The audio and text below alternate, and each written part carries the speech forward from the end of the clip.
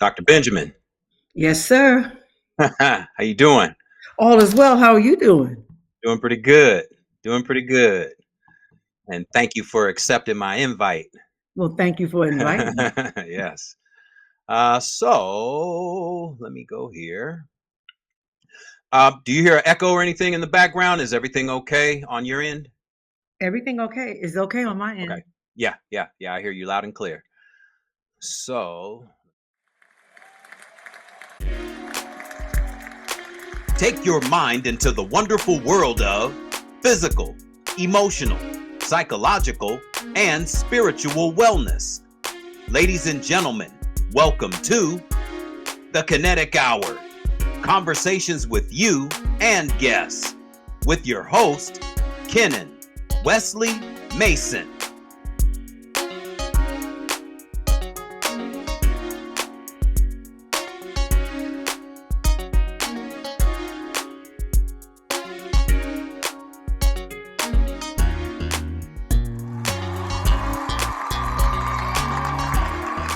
All right. Good morning, good afternoon, and good evening, and welcome to another edition of the Kinetic Hour. I am your host, Kenan Wesley Mason. Welcome one, welcome all, as we are streaming live once again on Facebook, streaming live on Instagram, and streaming live on LinkedIn. So welcome to all three platforms. As always, go to my YouTube and Rumble channels. The Kinetic Hour, right here, the Kinetic Hour, that's KENNETIC. Subscribe, click thumbs up, click the notifications, leave your comments, and tell everyone that you know to leave comments regarding the comments, and share these videos with everyone that you know. Thank you to all the new subscribers, as we're getting more subscribers as every day goes by. So thank you so much for everyone tuning in. There's 1,000 podcasts that you can be listening to. So thank you so much for tuning in to the Kinetic Hour. And as you can see, my guest, and I'm glad that she's here. She's the senior pastor of New Wine Gateway Ministries International, the Master's of Arts in Public School Administration from Oral Roberts University, and the Director of New Sound Literacy and Technology Centers, with a doctorate in Education Leadership from Nova Southeastern University. She's currently the principal at Roland Academy in Harrisburg, Pennsylvania, where she's been part of the Harrisburg School District for over 25 years, as quality teaching, learning, and safety are the central focus. She's committed to fostering strong partnerships to create a nurturing, caring, and supportive environment for all students and staff, celebrating children's unique abilities and providing them with the tools needed to thrive academically, socially, and emotionally. Ladies and gentlemen, welcome to the Kinetic Hour, Dr. ROMA J. Benjamin. Dr. Benjamin, thank you so much. Thank you so much for joining me and gracing the stage with me here on the Kinetic Hour. And before we start, because a lot of people don't realize, I'm going to pull this up just so we can go down memory lane just for a minute, because Dr. Benjamin has kind of been a part of the family. Yes. Been a part of the family. Here she is right here, with my mother, and here I am with on Aim to Purpose, the radio show, as you can see there. And this was back from July of 2014. 14, yes. July of 2014. And you were our very first guest, and also you were our very first guest on that specific episode. And then right here, you were on our final show here. That's right. On this is from October of 2016. Mm-hmm. October of 2016. And since then, you've been a guest on my mother's uh, spiritual enlightenment show as well, from a couple of years back. So it's always great to uh, have you and all of your great wisdom. So thank you for that. Going down memory lane. Yes, and it was a blessing. I feel like I'm family now. Ah, right, right. Family. Yes. Um, so as we move into the present, for all the new listeners here to the Kinetic Hour, if you can just give us some of your background, because you have a pretty long resume, and what made you go down this path, and what led you to go into education specifically, and why is education so important to you? It's important to me, Kenya, because my parents instilled that. I'm 7 out of 9 children, and I was born in Detroit, Michigan, raised in Mount Vernon, New York, money earned in Mount Vernon. So Yes. a lot has happened during that time. And I have always been inquisitive about learning and had always been, from a child, placed in leadership positions. That's why I know that leadership you can either be born in it or you could be groomed in it. But it's always been a part of me, and I've always desired to be in education. I did desire to be an actress at one time, but the education part, really knowing that it's a call from God and that I was called to do this, I did it. I did my undergrad and master's at one time. I went back to school in my late 30s, and I did my undergrad and master's at the same time. And Hmm. then some years later, I did my doctorate. And everything has always either been in education administration or education leadership, because I know that's the strength that the Lord has given me and has put me in. And my parents just embedded that in all 9 of us, Mm. to pursue higher heights and to pursue greatness that's within us, without always thinking that we had to be rewarded for doing it. I'm athletic. I'm a musician. I play a Yeah, yeah, variety of musical instruments. I've been a music worship leader for many, many years. yeah. And even when I started my church from ground up, I've pastored Hmm. for 22 years, I believe. So I pastored and was principal of schools during that time. Simultaneously, I pastored in the church and I pastored in the public school system. Yeah, So you're right. I've done quite a bit. The Lord has blessed me. I've traveled across the country, in different countries, Africa and Trinidad, and a variety of places, just advocating for literacy and advocating for children, students of all ages who hmm, struggle with reading or basically can't read. So mm. I've been in this and I'm in it to win it. I'm in it. It's a call. It's my life. I have no desire at this juncture in my life to shift gears and to switch streams. Yeah, yeah, yeah, Yeah. But yeah. I've been allowed to accomplish a lot. Right. Yeah. And and speaking of you being traveled, like you said, you've gone to Africa and Trinidad. Um, are do have you seen any differences in the literacy levels in comparison to here in America? Because it seems that we're always kind of going towards the bottom levels of reading and literacy. So do you see, or have you seen differences in the literacy levels between Absolutely. here? Okay. Absolutely. And there is a big difference. For, for some reason, America is really ranked low compared to other countries. When I was in Africa, and I was in a variety of places in Africa, that's a very, very powerful and complex question, first of all, because most foreign countries focus their education on what the child needs Okay. and their environment that they live in. For instance, if it's agriculture, those students are going to get full agricultural experience and curriculum and teaching. Um, and I noticed too, like when I was in Africa, I was in a variety of places in Africa.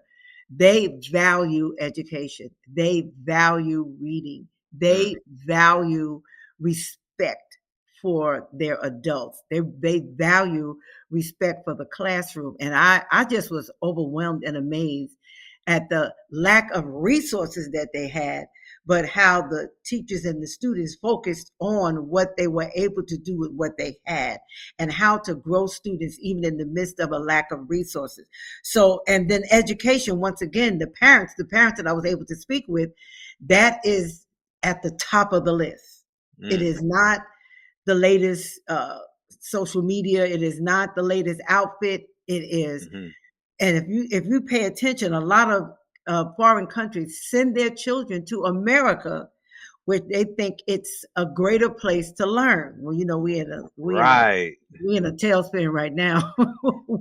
Oh yeah, I'm definitely gonna get to that too. We're in a tailspin, but the expectancy of education and the quality, the value of it is much higher in foreign countries than not that it's not like that in America. It is in some places, but when you go to these foreign countries, there it's just different. It is different. I just pulled this up right before we went on the air, and I'm gonna read this here. Speaking of literacy, and I just pulled this up. In the United States, a significant portion of adults struggle with literacy, with 54% reading below a 6th grade level. The average American reads at a 7th to 8th grade level, while 79% of adults are considered literate. 21% are functionally illiterate, meaning they struggle with basic tasks like reading and understanding simple sentences. So when I read something like that, and here you see other statistics here, literacy rate, as it just read, 79% of adults in the U.S. are considered literate, but below 6th grade level, 40 or 54%. What do you say is the reason for this statistic and why it seems to be so consistent? Now, and I've talked about this for many, many years, and I still do, because most of the damage when we're talking about children, now adult illiteracy is a child and a grown person who never really got the skills that they need to read. You know, most tests, most civic exams are on a 9th grade level. And in our public school system, and even in some of the private school system, most of the damage takes place in the early learning, like preschool, kindergarten through 3rd grade. And if it's not corrected in those during that time in those grade levels, then you continue to pass these children through the system. So now they're no longer children illiterate; they're grown-ups illiterate. And the problem becomes now that because they can't read on grade level, they can't test on grade level. So even though we live in technology age where they're on the computers and they're on iPads and all that kind of stuff, and they can read tech savvy words, they still can't pass an average test because they can't read on that level. And when it said functionally illiterate, I wrote that down because you could skate through life and be functionally illiterate, just like you could be functionally an alcoholic. Instead of saying you know when and when not to. And so, you know, functionally illiterate means you're not going to get the top-notch jobs. You know, you might not be promoted in some areas unless it's a miracle or something. You might not be promoted because you can't handle that level of critical thinking. You cannot read on the level that needs a response that's not focused on I always told students when I taught, if every sentence you write is I said that's kindergarten level. That means that they had not come out of that mindset in that environment and potentially was not given to them. So those statistics are real. And the problem with that is if you look at our children, a lot of our children struggle with that because they're not even motivated to read. Right. They're not motivated to be better. They just figure if I show up and, you know, do whatever is, you know, comply. They don't say that, but I'm just putting it in those words. If I show up, then that's enough. But it's not enough in today's world, because AI, you could go on in technology and put in anything, it'll speak for you. Yeah. Oh yeah. Well, I got the statistic right here. That was an AI statistic, but it still was fairly accurate as far Correct. as, yeah, it was still fairly accurate. And not saying that, uh, obviously, like the cell phone, I mean, it's here now and it's here to stay. We don't have the rotary phones where we used to take the finger and dial the number. So AI is pretty much here now, and some people are going to use it to their advantage. Some people still like the fact of reading a book. At the beginning of the year, on my first show of the year, I went over and talked about some of the books that I read the previous year. Hmm. Um, and I wasn't really the big fan of reading growing up, but now that I've progressed in life, reading is essential for me. um, why do you think there is such the lack of motivation when it comes to reading? Uh, you know, I think about that on a regular basis when I go into classrooms, because right now I'm not a principal at Roland. I'm actually in the administration building and dealing a little bit more with data and the assessment of it and how to use it, how to disseminate it, and all of those things, which is really needed. But when I go into the classroom, our children in today's world, they have so much to deal with. They Mm-hmm. have pressures that I probably didn't grow up with, that maybe you didn't Mm-hmm. grow up with. They are exposed to so much more, where our parents and my parents limited some of the things that we were able to see on television, that we were able to listen to, so they have so much in their minds. And then we're in a place where we're in a time frame where children believe that if everybody gets a trophy, everybody's a winner. And so if they fail, they Yeah. quit. You know Yeah. what I'm saying? Or Yeah. if they don't get a reward, they throw up their hands. Mm-hmm. And life is not always a reward. Life is not everybody, on a team, somebody's going to lose. And so Right. when you lose, what do I do now to turn the situation around and become a winner? Because I'm actually a winner when I lose, because I learn from Yeah. what I lose. So that makes me more of a winner than Yeah. getting the trophy. You understand what I'm saying? And I Yeah. think our generation, they're not motivated, because once, they go to school and they're in the classroom, and I don't have a problem with teacher grade, but if we're going to have our children take a standardized test, Mm. which means the standards must be taught and it must be grade level taught. And if they're in the eighth grade and they're reading on a third grade level, they're not going to pass. Right. You understand? They're not going to pass, and they're going to keep getting remedial courses in high school, remedial courses in college. You continue to be remediated without going back and looking at, hey, how do we go back to where the root of this is? Because a lot of times we say they have behavior problems. I say we have reading problems. Mm. Okay. I Yeah. said we have reading problems, and if you can't read, it can shift into a behavior problem. It really can. Mm-hmm. Mm-hmm. Right. And then here we go with the disorder diagnoses. uh, Yes, you know, the ADD and the ADHD. They're not paying attention enough in school. medicated. Uh, they're medicated. They're hooked on Ritalin before they become to their adolescent years, Right, right, and right. and so and many times, you mentioned about the losers and winners. Many times, the loser is the biggest winner. Correct, the loser correct. the loser becomes the biggest winner because now they have a learning experience. They have a learning moment. And you know and learning moments are very, very important in life. yeah.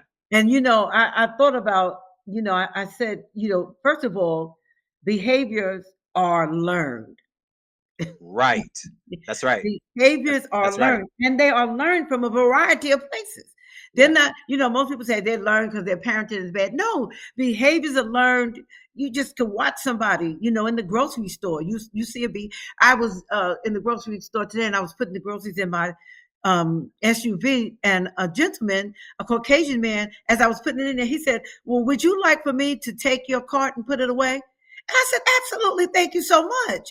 Hmm. Because the time that we're living in now, it's nice to be nice, but Yep. he didn't just acquire, and he was an elderly person, he didn't just acquire that behavior. That's Right. something that he has seen and learned down through the years of how to be nice to somebody without looking at the color of their skin or your Yeah. or your gender or whatever. Yeah. So these things are learned, and they're learned from a variety of places. But once again, they become diagnosis and misdiagnosis, especially for the Black male. They have a behavior problem when they're usually the most smartest ones in the classroom. But Ah, because we have not been creative of how to teach them, we say because they asked the question, they're being disrespectful, and it's not being disrespectful. So we then start classifying them and putting them in categories that it's very hard to get them out of. And I think that in the time that we're living in, we really need to reconsider teaching and learning. mm, hmm. Yeah. And once upon a time, asking to help put the groceries in the car, that used to be standard practice once upon a time. Once upon a time, you're correct. You're correct. That was standard practice. And now, we really don't see that as much anymore. So let's get to what the big buzz is right now, and the big buzz is the Department of Education. Yes. Um, and there's so many um, conflicting ideologies with the Department of Education on whether it should be abolished, whether it should be left to each state to implement their own education policies, or whether it should stay as is and let the federal government do implement their own, everything across the board for all states. Um, do you believe that the Department of Education should be dismantled or abolished, or do you think that it should stay or stand as is? That's one of the craziest questions because the reason why it's being abolished is, to me, the reason why it's being abolished is because of the new leadership. Okay. No, I've never heard a president wanting to abolish education. Now, has the federal government, done its job efficiently and impactfully down through the years? Probably not. More than likely, no. But to actually get rid of to say we're going to get rid of education, meaning that the states will now govern. But we have 50 states or 51 or whatever, Hmm. and all states are not created equal. Right. So if the states take it, the potential could be increased inequality there, because the wealthier states and districts, they could maintain themselves, Right. and still do things. Grades will, scores will go up, and children will be, attendance rate will be good because you have more of community and parental involvement. But in your poorer and under resourced communities, you could, you would lose out because there will not be enough resources for support. For instance, special education.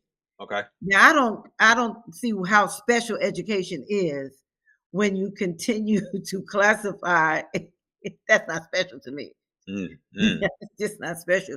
When you Right. continue to Yeah. classify students based on their color of their skin, based on their gender, based on that they did something, and now you want to say that they need a behavior contract, when if you get to the root of the problem, there's more to it than behavior. But these kind of programs would be non-existent. Title I programs for the disadvantaged. How can you do that? English learner program, when we have more people from we have more immigrants coming to the country that can't speak our language and we can't speak theirs. Right. But how is that funded? And so there's going to be some consequences. Now, if the states can equally do this, because every state has its own curriculum. Yeah. Yeah. Every state, Yeah. there's no national curriculum. America doesn't have a curriculum. Each state has a curriculum. So some curriculums are progressive, some curriculums are ongoing and can reach and meet the needs of all students, and then some curriculums are not. So when we talk about abolishing the education, downsize it, I can agree to that. Okay. Okay. Making it work on, sometimes less is better. Less is more. Yeah. Yeah. Because we say mega means, a lot, but mega means great. If we could, like you say, less is more. If we could downsize it and hold people accountable and responsible to what they're doing, then we may see a difference in education. But to totally abolish it, I'm not sure that that's the answer, because somebody is going to miss out. Somebody is going to not have what they need, and their children not going to get it. Families are not going to get it, and especially families of color. Yeah. It's not going to happen for them.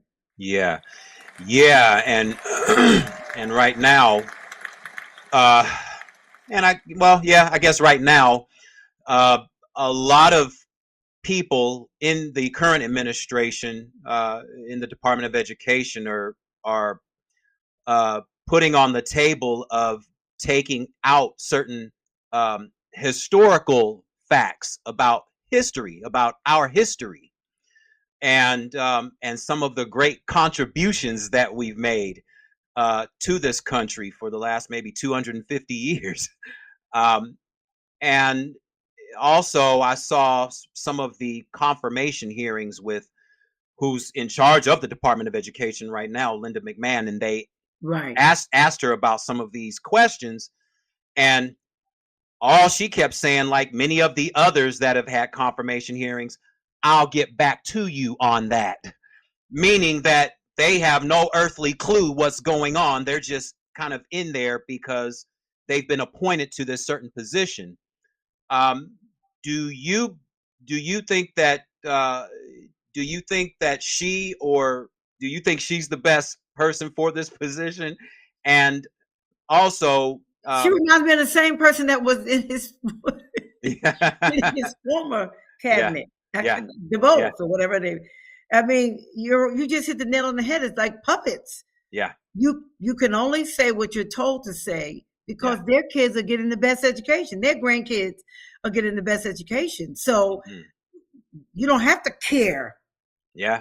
And I'm not trying to be rude or anything, but you don't have to care for the hopeless, and you don't have to care for others, because you have everything you need to get your child or your immediate environment what they need. And once again, I don't think she knows what's going on. She doesn't sound to me like she's making a decision. It sounds to me that the decision is made, and she's just sitting there. Excuse me. She's just the puppet on the platform. A lot of them, we could get into this political charades and all that, but if we really get to the root of this, it's racist. It's racism. It's trying to destroy people of color who have built America, who have, women, men. They look at our athletic ability and our musical and all that, but we have very intelligent, super intelligent, and it's been proven down through the years. So to try to get rid of it that's just evil to me. Yeah. Our contributions have far outweighed our athletic ability, and our musically inclined. I'm musically inclined. I have a background in audio engineering and music production, but the learning that I've had academically, I wasn't the perfect student, but my academic, especially now, being 50 years of age, my academic ability far outweighs any Absolutely. athletic ability that I've had, Absolutely. whether it's in junior high, high school. I never played sports on the college level, but nonetheless, um, our contributions uh, far outweigh anything else a hundredfold, a hundredfold. Absolutely. And if we watch and do the research, a student can become a doctor quicker than they can get in the NBA, the NFL, the MLB, Mm. the MSL. Yeah, yeah, yeah. It doesn't matter. You could become a lawyer because the field is wide open. In those sports areas, they have a allotted amount of seats that can be taken.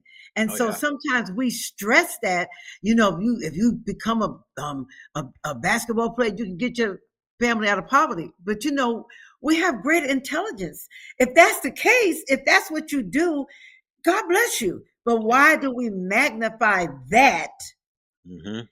How come we can't magnify the both of them? Right. Just in case something happens to you, you have something that you could fall back on. You have degrees, you have experiences, you have other opportunities, not just one, and then you waste away because a lot of times our athletes are not informed correctly, so they lose their money because That's they so right. busy buying everything. I was reading a book, The $40 Million Slave. Talking Yes. about athletes. Yeah.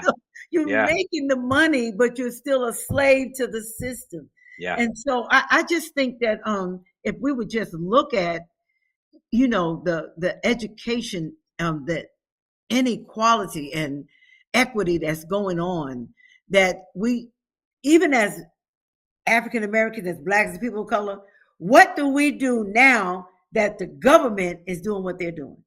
How Mm. do we galvanize and come together and do what we need to do instead of just, a lot of people are complaining and saying, oh, Trump is doing this. What do we do to help our children survive in today's world? Because they're going to need more than the politics, because presidency only lasts 4 years. Yeah. But can we make it through these 4 years? Hmm. Is the real Hmm. question. Hmm. Can education be sustained Hmm. through Hmm. these 4 years for people of color? Can we still, do we have to just focus on the fact that they want to take all of our history? And no, we continue to perpetuate our history. Hmm. You understand? We continue to teach it. Yeah. Yeah.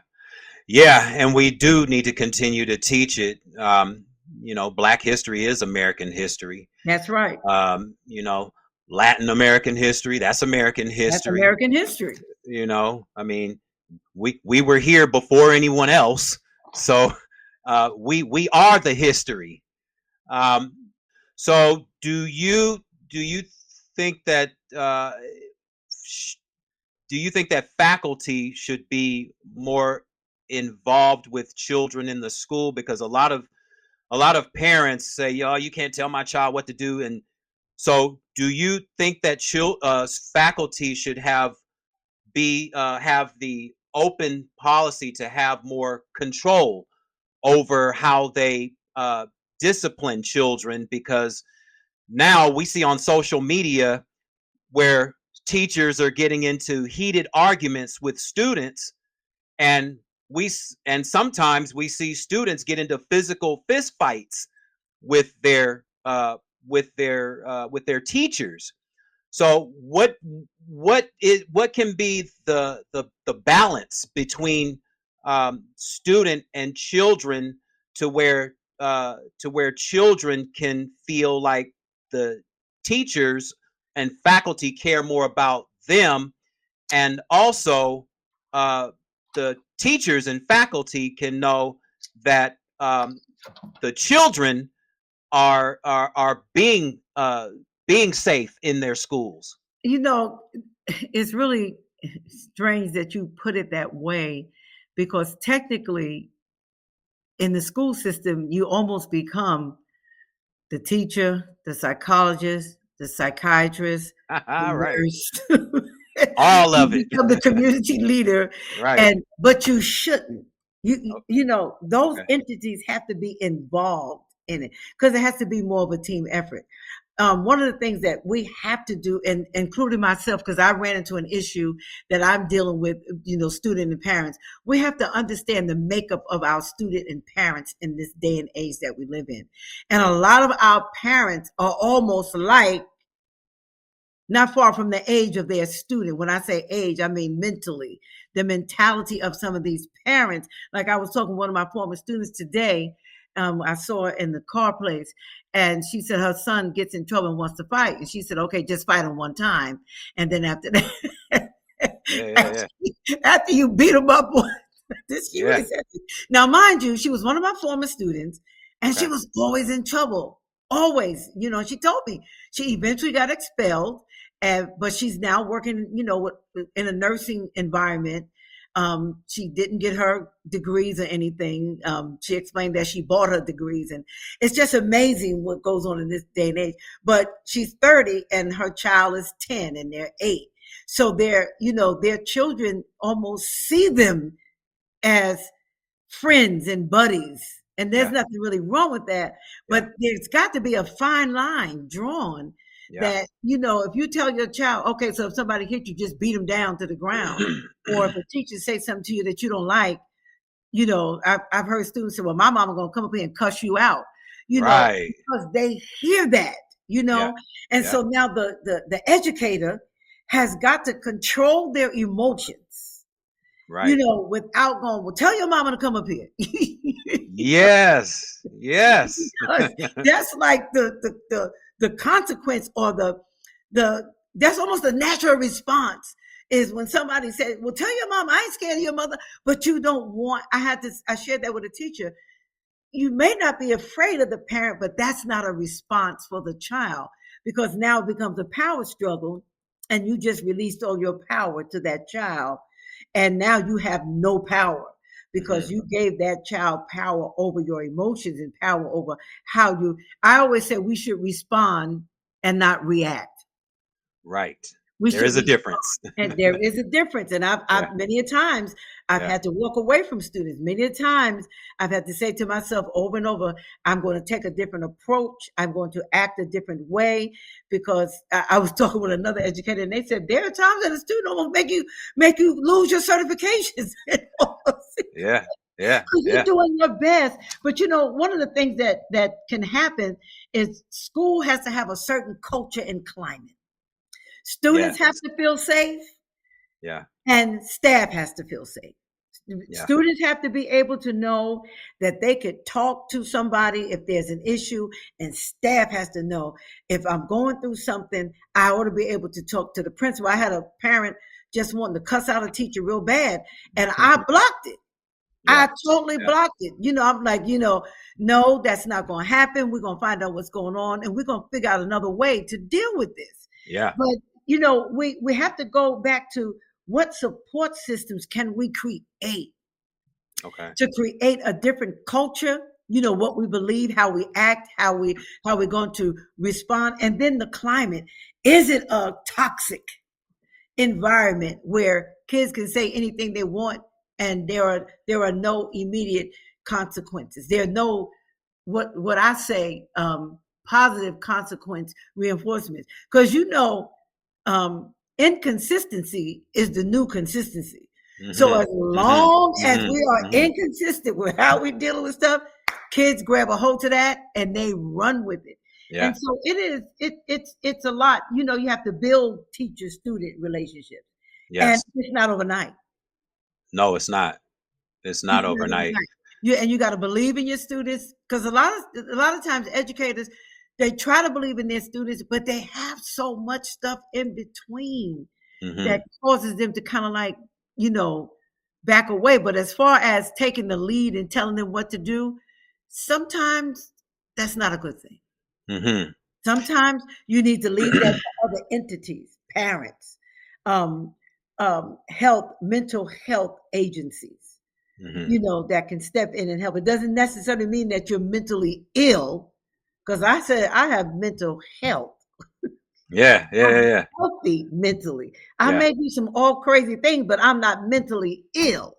You Right. understand what I mean? Right. So if we bring in now, and I've been to the therapist before. I've had a therapist, dealing with Mhm. other Mhm. situations in my life. But if we create that and build that teacher-student relationship where they're believing in students, they have high expectations for students, then it doesn't sound like they're trying to correct them in their homes.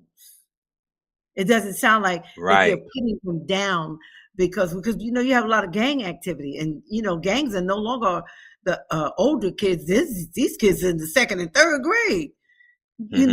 talking Mhm. gang language and putting up gang signs. My grandson put up a gang. I said, "Don't you put up a gang sign? You don't even know what it means. And if you put that Yeah. sign up around the wrong person, they're gonna think you part of something." So, Yeah. but that's because I'm a proactive parent Right. and grandparent. I'm proactive Mhm. without hurting his feelings and trying to make him feel bad.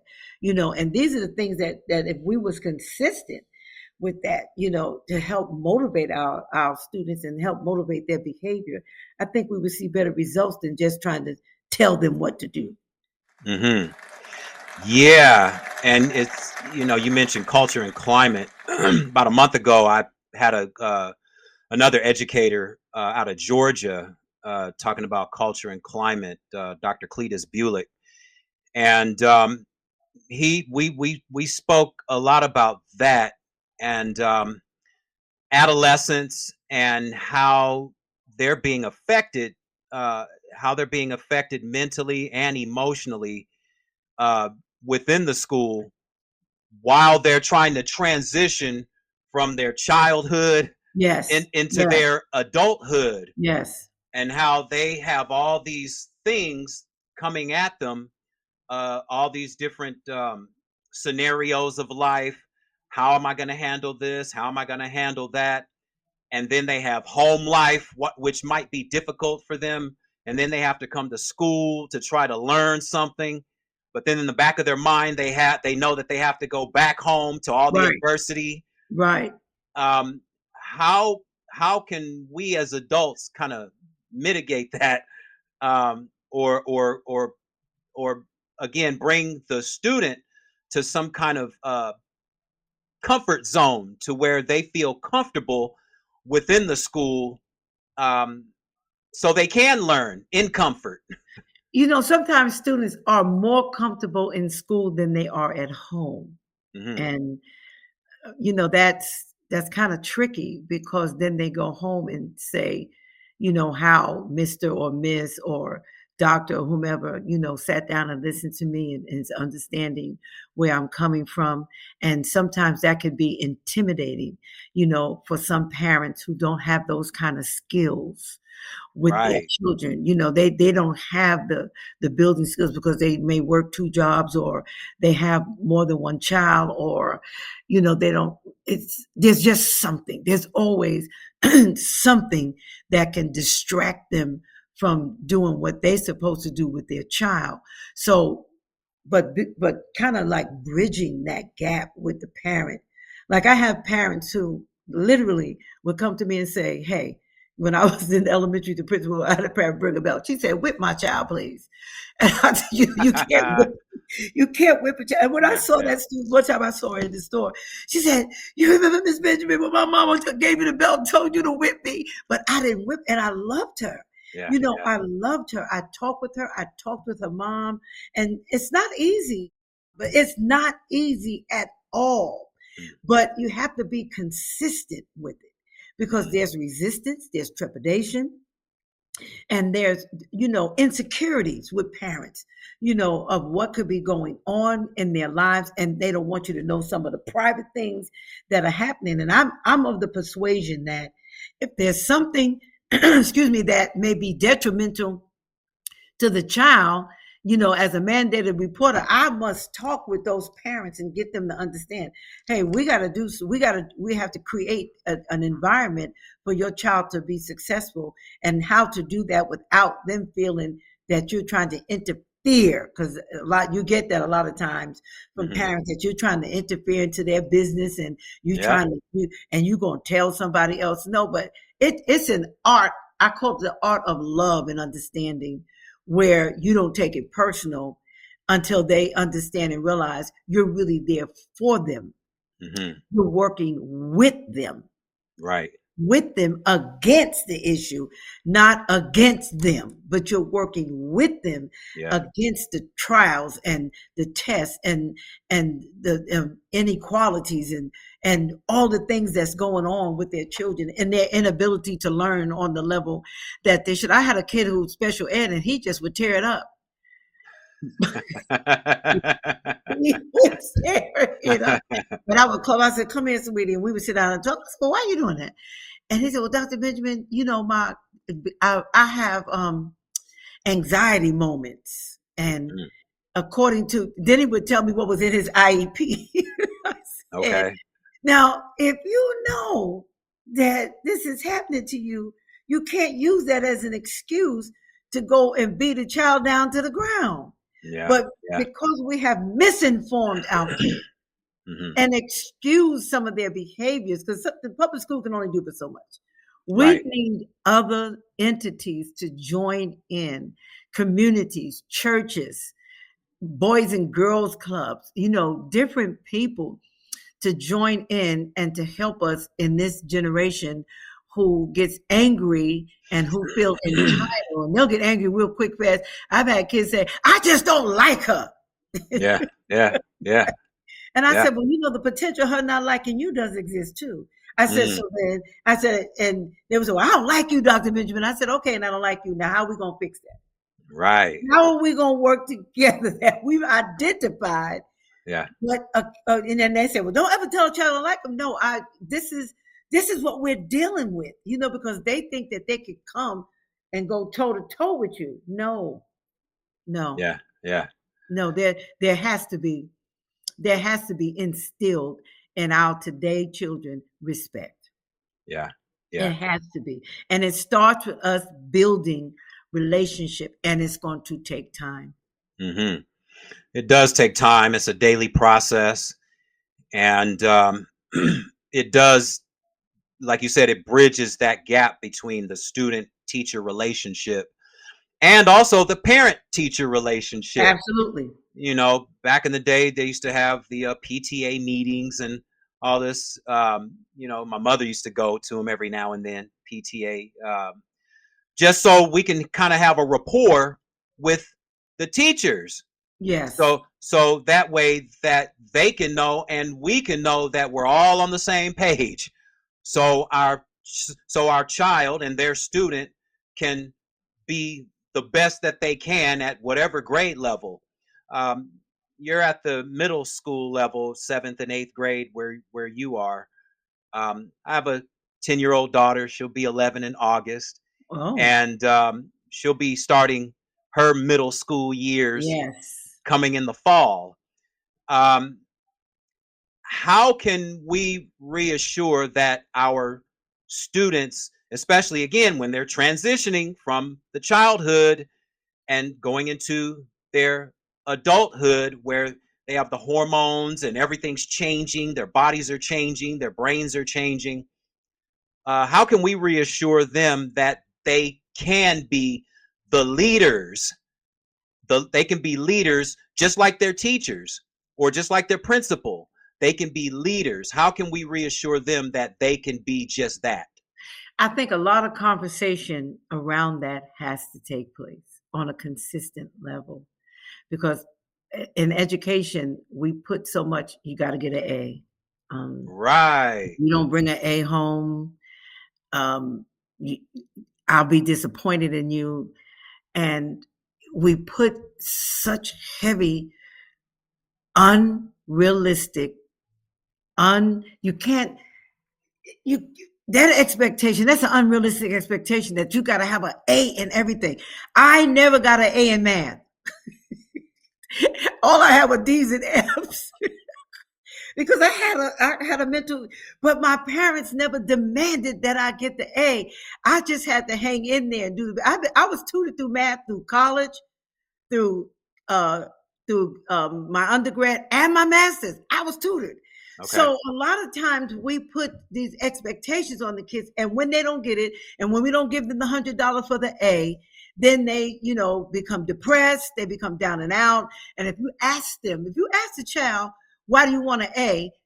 if kids are sometimes very honest, they'll say, because I'm gonna get $100, I'm gonna get a new pair of sneakers. So now we're not building intrinsic motivation. Yeah. We're giving them external gifts Hmm. and rewards that we're gonna have to keep giving them to them as an adult, and that is not good. Yeah. So conversation over and over. Hey, sweetheart. Hey, son. Hey, daughter. If you get a C and you did your best, that's okay. If you get a D and you did your best, a D means I'm determined to. Uh, Right. we Right. know F means failure, but failure is not the end. Yeah. So if I fail, now what can I do? As if we're communicating this, my grandson and I always work on multiplications, and I said, okay, we're going to go up to 5 table. I said because you're going to notice that as you go, it's going to turn around. And you're going to be able to, there's different algorithms that you're going to be able to. He has come to me already at age 7. He'll be 8 Saturday, and told Okay. me, hey, he calls me Gerger. He said, I figured out how to get this because we talk like that. I never said, okay, now that you know your 3 times table, I'm going to take you and get you some ice cream. No, I want him to be excited about what he's learning. But what do? I communicate. We do 10 minutes on the phone. Hmm. Hmm. He'll give me a table and I'll give him a table. Okay, that's enough. Instead of saying you got to spend a whole hour studying. No, I think we put too much on our kids. And as your daughter is entering in, let her know. What's your daughter's name? Nija. Now let Nija know. Nija, you don't have to be perfect. Yeah. Be Yeah. yourself. Yeah. And please, we have to create where kids can trust that whatever information we give them, they give us and we give them, it's for their good, it's for our good. It's not just to demand that you be good. Just like I cussed one time, and the I was a substitute teacher in the 6th grade. Yeah. Because in New York, when it snows, you going to school. Right. You don't get snow days, even though Yeah. they have the equipment. But back then, you didn't get snow days like that. Blizzard, you went to school. Right. And so the teacher couldn't make it. So they had me do a gym class with another student. Well, the next week I cussed. and the dean of students, he wrote it up and everything. And he said, I know your mother, your father, and all of your 6 brothers and sisters that came before you. Yeah. And so I'm going to talk to your mother about this. So he gave me the paper. He said, now you need to have your mother sign this. I live directly across the street from the school. I came back the next day because I signed it. He looked at it and said, I know your mama didn't sign this. He said, now ask me why I know you signed it. And I said, well, why? He said, you erased it too many times. But do you not know he didn't tell my mother? Okay. So that gave me the door to confide in him. Oh my God, I couldn't forget him. That gave me the door to confide in him and let him know when I was struggling in school, because he wasn't out to just take me out. He understood that I had good fear of my mother and father. Yeah. Yeah. I wasn't bringing home a paper talking about I cussed at a teacher, because you don't cuss at adults. Forget it. Yeah. Now, this day and age, these kids say anything. But back in the day, you just didn't cuss at adults. Right. And so he understood that. And I think that's what we have to go back to, is how do we get our children to understand that we are more for them than we are against them? If that makes sense? Yes. We are more, I understand. Hey, a student said to me, Dr. Benjamin, I did cuss him. I said, I understand. I said, but then now I'll need you to sit down and think about it, because I need you to go back and apologize. And I'm not going to tell you what to say, and I'm not going to tell you when to say it. I said, because there's a consequence to this, but you still have to apologize, because the bottom line is you're going back in that class. You are going back in that class. Yeah. And I think we put so much. You got to have all A's, because my friend's daughter has no, I'm happy for what you're doing. And, and if you're pleased with it, I'm pleased with it too. We have to create that comfort for our children and not so much competition. And the middle years, listen, they are really middle years. And the 7th grade is the craziest grade. in the history of grades. I had a seventh grade teacher come to me one day and said, Miss Benjamin, I will fight a seventh grade girl.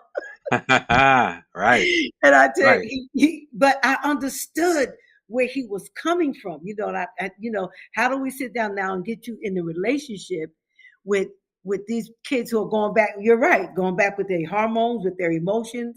They're happy one time, then they're sad. And it's a balance, and Yeah.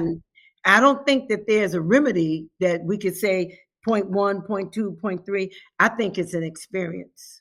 Yeah. Yeah. It's the experience and maybe a combination of all of it, bringing it all together and formulating a solution for each student, because we all come to the table with something different. We all Right. come from different backgrounds. We all come from different households. I was in the 7th grade, and you're right. It is It's one the of the craziest harder. grade. It is the great. I don't care what anybody say. You have to be anointed, called, appointed, and graced to be in middle school, because 7th grade is the craziest grade. Yeah. Yeah. I remember in the 7th. Well, actually, all my junior high school years. Because I got the same kind of lectures about grades. I know my mother's going to see this, but I got those same, bring the A's home, and and if you bring home this grade, you're going to be on punishment and this and that. So I didn't know how to handle the stress of that at that time, because hell, I'm a teenager. Exactly. I'm an adolescent. I don't know how to handle that stress. I just know that, well, I mean, if I'm going to be on punishment and I'm going to have either this taken away or that taken away, or whatever it is, that stress makes it even harder sometimes for the students to focus. Right. Absolutely. Again, especially in those adolescent years. So I'm glad that you said, as parents, and granted, we do have parents that came from a different generation and they had a different thought process when it came to education. But today, it is okay to kind of calm down a little bit, kind of back up a little bit and allow your student to learn. And if she makes a mistake, how can I be of service to help you to raise it up? Right, because does it literally mean that they have acquired the info? Does an A mean perfect? Right. Doesn't A mean perfect? Right. Because they got an A, does it mean perfect? I'm telling you, I had a 29 one time in my abstract math in college. And I told my teacher I was excited I got a 29 because I normally got less than a 29. So he tutored me. I ended up with a D, but I got better at it. But the A didn't mean I had it. I was doing my doctorate. I couldn't get statistics. Yeah. Because I don't have a math brain. And they said that's a bad confession. No. That's all right. I don't have a math brain. It's okay that I don't have a math brain. Yeah. But I work at being better in it. But it doesn't mean that if I get an A, that I know it all and that I'm perfect in what, and I think that stress that you just said that comes upon kids, I think that's what turns them sometimes to drinking and smoking and running with those who may not be A bound, if that's the expression. Well, he doesn't have an A, and look how his mother treats him or his dad does for him. I think we have to take that pressure off our kids, and let them know. I'm glad for who you are. Now, what can I do? Or what can we do? Because the old African proverb, it takes a village. Listen, it takes all of us. Even your talk shows. It takes all of this. It takes all of this. Even this is making me better in who I am and what I do, because we can put it on paper, but can we put it into action? Can we put it into reality? So I'm gonna be praying for you and your daughter as she going into these middle years, that it doesn't confuse her, that it doesn't confound her, that she will find her way. She will find, the people that she needs to be with. I'm still friends with my 6th grade My Yeah. best friend in the sixth grade went through high school, so we're still Yeah. friends. You know what I'm Yeah. saying? Yeah. Live in different states, but we're still friends because Hmm. we admired each other growing up, and pushed Yeah. one another. And Yeah. I'm praying that she'll meet up with those kind of people, and not just folk that's demanding so Hmm. much from her. Yeah, and I'm glad you said that about the A. Doesn't necessarily mean you're the smartest kid in the class. Doesn't And having a C doesn't mean that you're an absolute failure either. doesn't. You know, because I got A's, and some of them I cheated.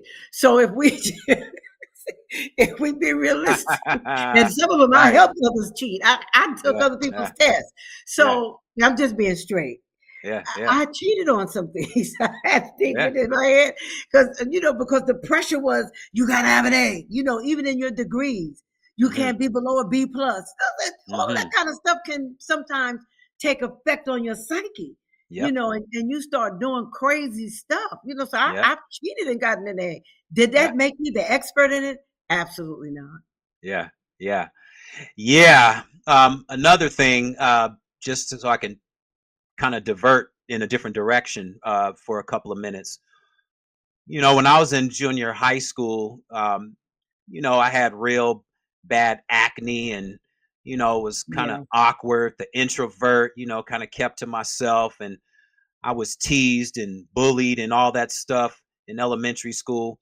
Um, Bullying has become another big buzzword in today's school system. And we see a lot of children more than ever in history taking their own lives Yes. because of it. Um, what in your experience, what do you see that creates the bully, and how can we as parents remedy the behavior? Bullies are very insecure people. They find a problem with you because the problem is not with you, is with them. It's something within them. They're intimidated. And intimidated starts with IN. So it's in you. And they come after kids who are different than them. I had a student come to me because she covered her head. That was her religion. That's how she grew up. Hmm. And kids was throwing paper at her, laughing at her, teasing her. And so she didn't speak very good English. So she came in with the translator and she explained to me that she was being bullied. And I asked her, did she know who the students were? And she said, yes. She was not afraid to describe the students and give me their names. Now, I created that level of trust with the students that they could come tell me because they knew that I would address it. Now, a lot of times bullying is not addressed because the stock statement is I didn't see it. Right. Teachers said, well, I didn't, excuse me, I didn't see it. So, but if you notice that a child is crying a lot, or parents, if they're afraid to go to school, if they are hurting themselves, if they skipping class, then those are signs of bullying, that they're being bullied.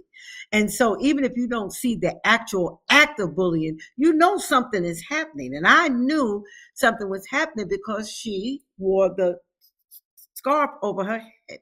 She Yeah. explained to me what happened, and I brought the students in. And I said, now, do you want me to bring them in while you're in here? And she said, no. I said, okay, I won't, but I will bring them in. Now, one thing about students when they are bullying, they will tell on each other because it was four of them. Okay. And I dealt with four of them at one time, and then I dealt with them one at a time, and they started telling on each other. So I knew that the child was being bullied.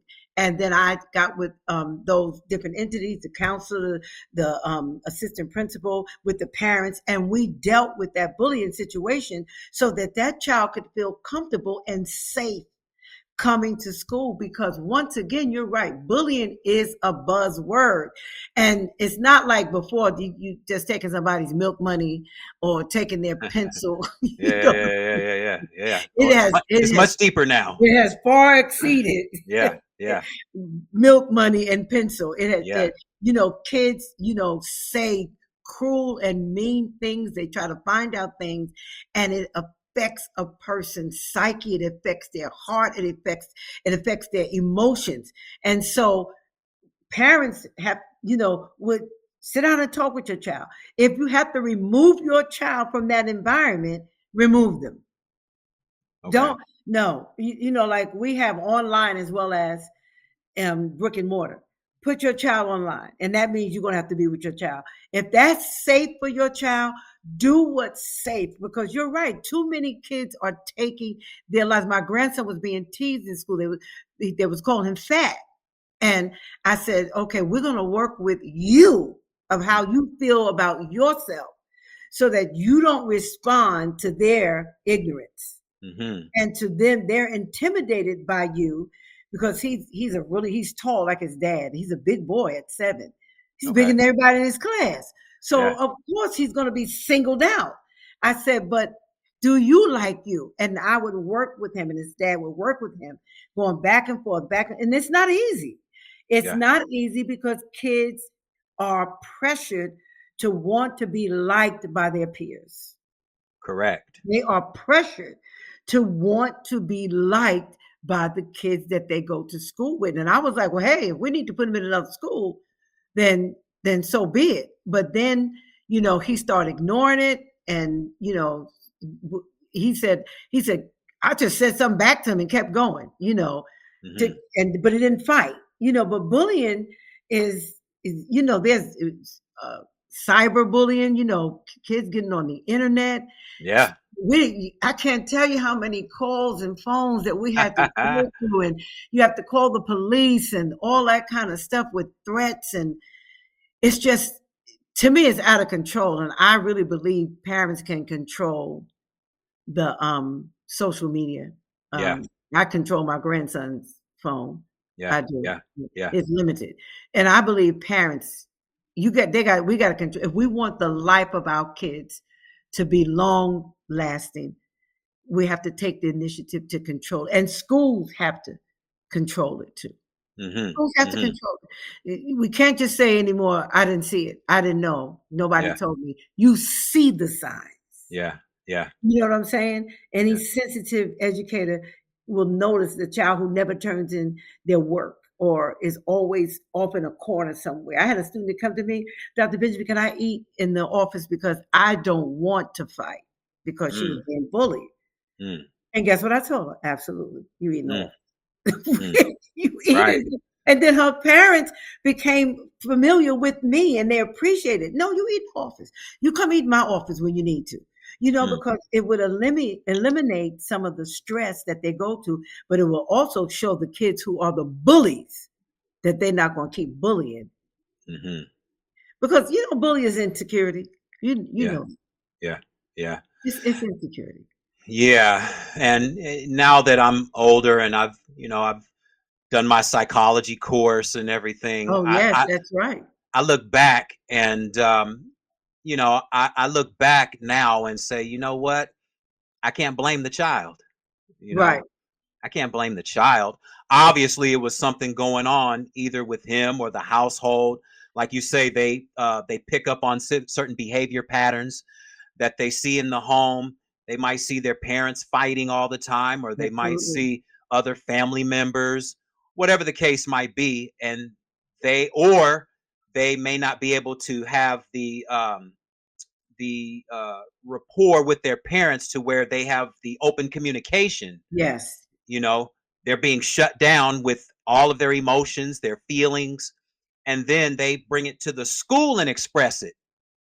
You're exactly right. And they express it amongst the child that is keeping to themselves. They know that, they're the loner, or, someone that they can pick on to make themselves feel powerful. Absolutely.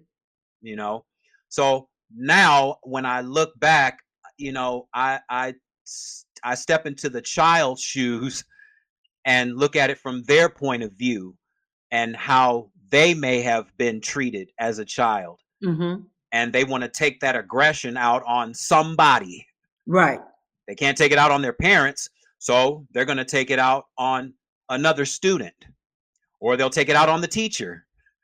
Right, because teachers get bullied because, they're not going to respond the way another child would respond to being bullied. So teachers get bullied, and Hmm. sometimes teachers bully students. I don't think it's always intentional. Yeah. I just think it's the child that has gotten on your last nerve.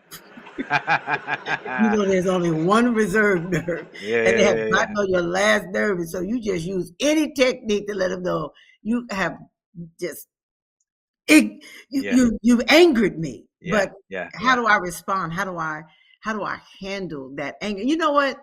This takes work. I yeah, keep saying it, but this yeah, stuff is not overnight. yeah, Just like we yeah, think that we could change the course of education by giving them more tests and more tests. No, it's not. yeah. Or not giving teachers sufficient professional development in various areas with, implementation and follow through and all that.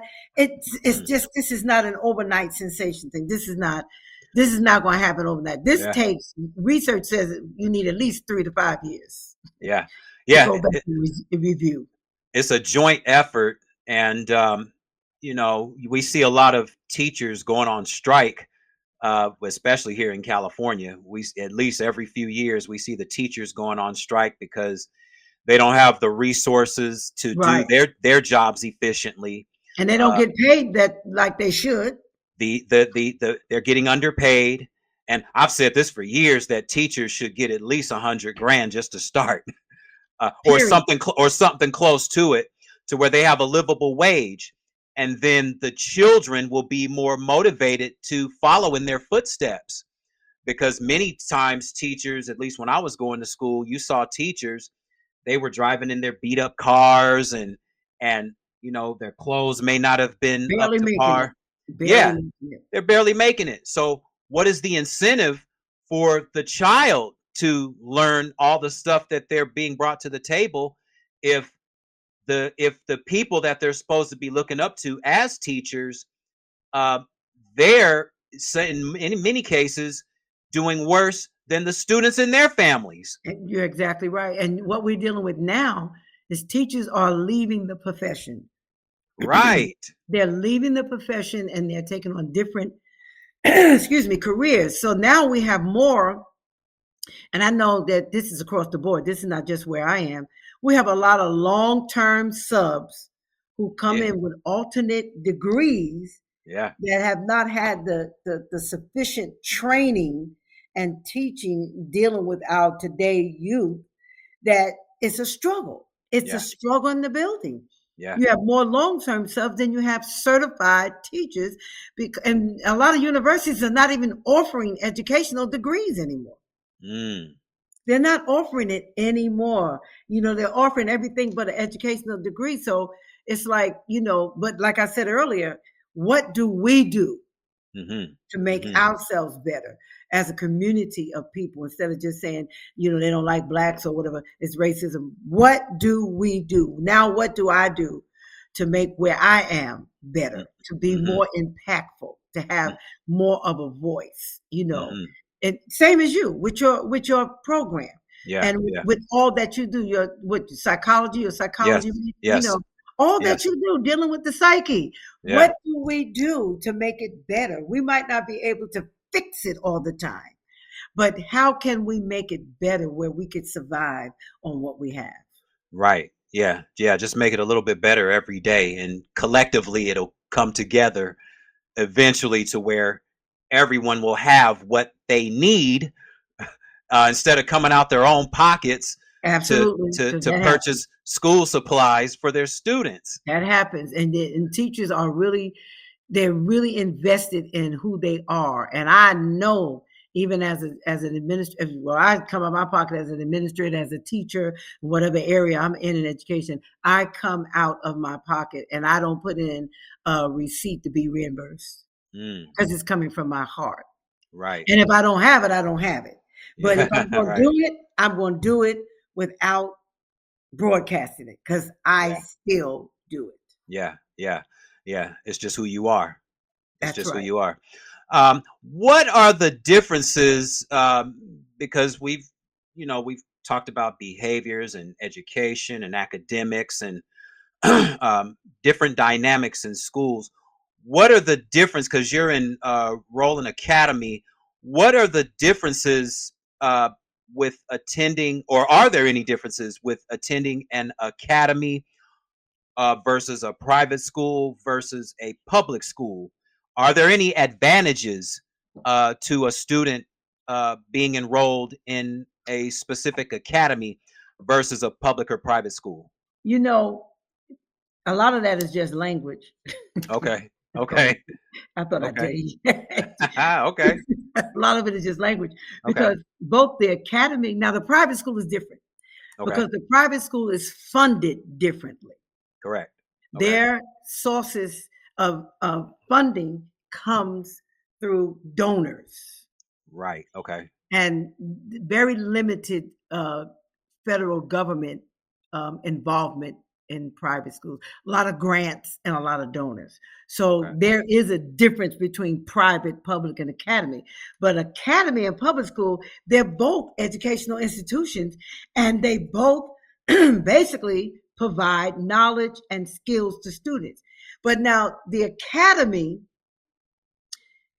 opposed to the public school, has a specific focus on a field of study or discipline. Like for instance, arts, science. You might Okay. have an academy that's a STEM school or focused on science or focused on incorporating writing Okay. and or sports, and they Okay. offer advanced and specialized courses. Okay. And it's usually an academy usually have a more rigorous curriculum Got it. Okay. than the public, and their curriculum is a little bit more flexible because they have a certain focus on their students, and they can set their own curriculum, but they still have to teach core subjects, like Got it. math, reading, science, Right. history. Public Right. schools, they encompass a variety of types of school, like elementary, Yeah. middle, high school. Your academy can be a first grade academy, if you understand, Right. Okay. Okay. or an academy for just K through 2 because Right. it's specific to that need. But Okay. public school has to engulf everything. And Okay. so they have elementary, middle, high. They even have alternative ed. And it's normally funded by the government. Okay. And the curriculum has a focus based on what the government says, and class sizes are larger Right. in the public school. Student to teacher ratio is large because you might have 35 students to one teacher when an academy might have 15 students to one teacher.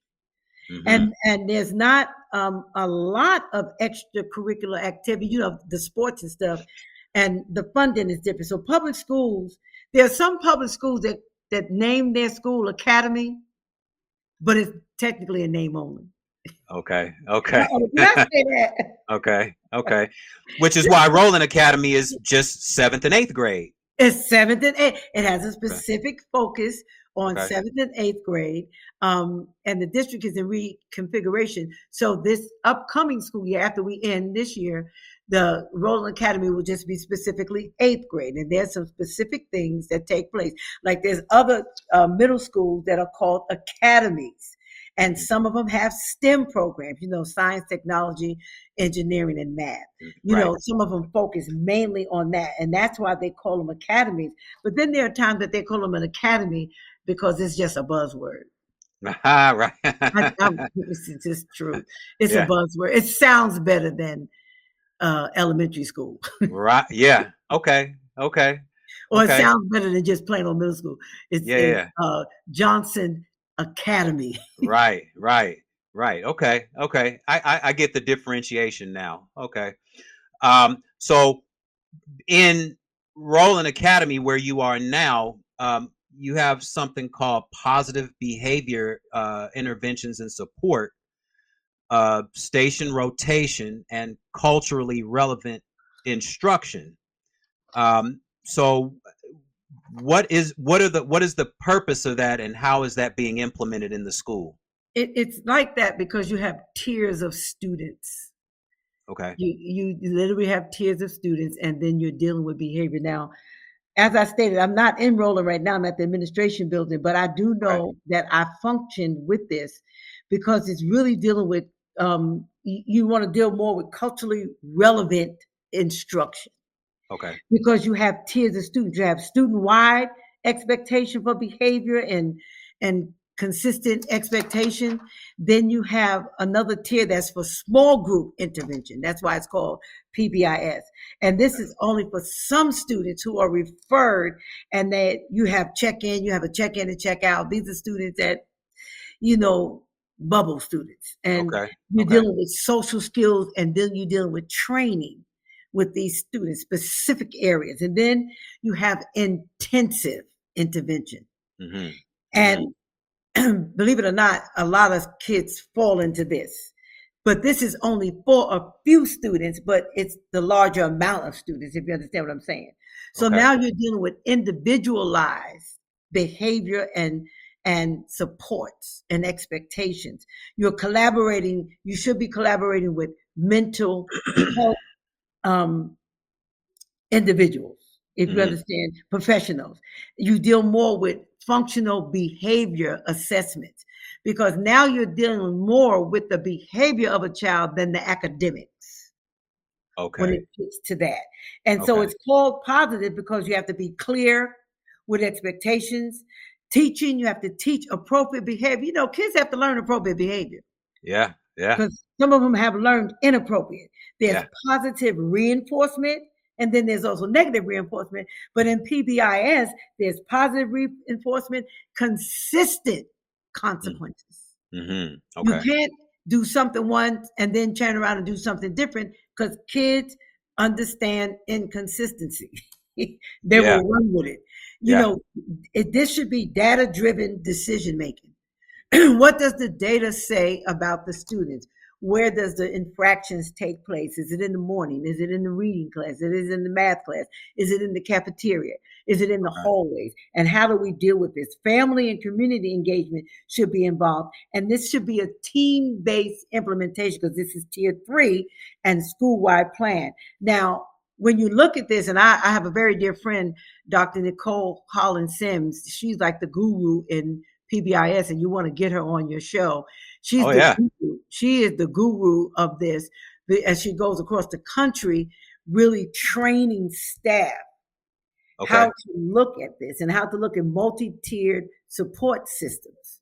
Because our kids have a variety of behaviors.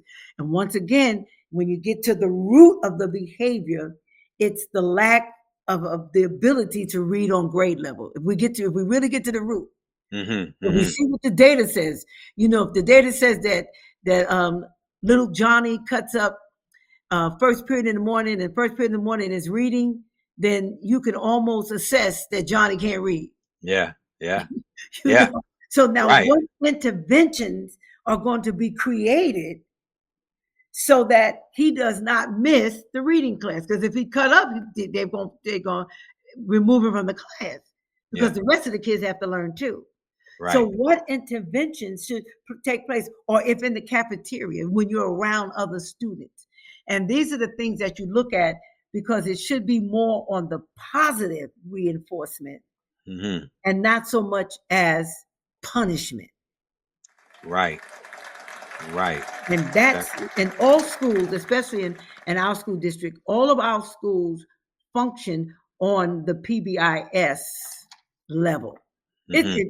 Across the board, across the country, PBIS is very, very popular, because it's looking at it from tiers of students and looking at how do we now change the very environment of how we deal with behavior, how we deal with academics, and then how do we bring that balance Mm-hmm. to it, so Mm-hmm. that we are addressing all students and Right. meeting their need. Even though they may be in different tiers, we're still meeting their need. And then Right. creating a building-wide positive reinforcement with rewards and positive statements, like we are ready, responsible, and respectful. And that's throughout the district, throughout the buildings, reiterating it, teaching uh, classes on it, having curriculum that deals with it, reward, incentives, the whole 9 yards. Mm. Mm. Mm-hmm. Yeah, and I'm glad you defined that, which is really interesting to me. And I'm glad that this is available to the students. Again, everything is so they can be the best that they can be Absolutely. at that level of schooling. In the few minutes that we have left, and Dr. Benjamin, I just want to thank you for taking the time out to be here and give us all this great info and tell all the stories. Anytime for you. They're Anytime great. for you, sir. Anytime. So in the last few minutes, I saw something called communityclassrooms.org. Are you still involved with that, and and if so, how did you get involved with that? No, I think that is something that districts are looking into, because we Okay. have communities in schools where you bring different entities, different people with different walks of life that's Uh, able to come. Like when I was at a all boys school called an activity, we would bring in doctors, we would bring in lawyers, we would bring in athletes, we would bring in different people to come in and share their experience with the okay. students, talk to them as a whole, because communities need to be in the schools. Yeah. Yeah. Communities, because the kids live in the communities. Yeah. Like if you talk to the average child, I promise you on Tuesday or Wednesday, they go to Bible study. Yeah. Yeah. Yeah. Yeah. Yeah. Yeah. So, and then you got some that I was just talking to the young lady today. She said her kids go to the Boys and Girls Club, you Okay. know? Yeah. So, we have to incorporate our communities without them fearing that they don't have the same educational prowess that we have. Mm. So we bring them in to connect them to our students Yeah. and Yeah. expose them to so many things that our students can reach for. So Okay. it's something that they're in pursuit of. Okay. Okay. Okay. And a couple of last things. Well, first of all, again, I just want to thank you for coming on. How can the people reach you if they want to get in contact with you or get to you with questions on anything? How can the people reach you? They can reach me through my email. Okay. And my email, you have my email, right? I do, and Yeah, I yeah, can.